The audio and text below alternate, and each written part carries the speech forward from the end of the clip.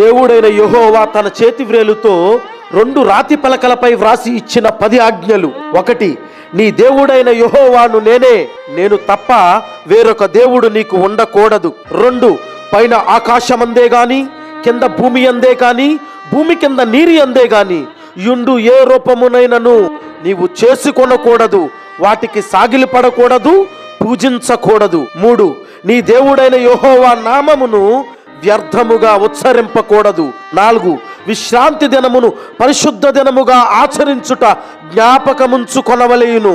5, నీవు దీర్ఘాయుష్వంతుడు వగునట్లు నీ తండ్రిని తల్లిని సన్మానింపుము. 6, నరహత్య చేయకూడదు. 7, వ్యభిచరించకూడదు. 8, దొంగిలింపకూడదు.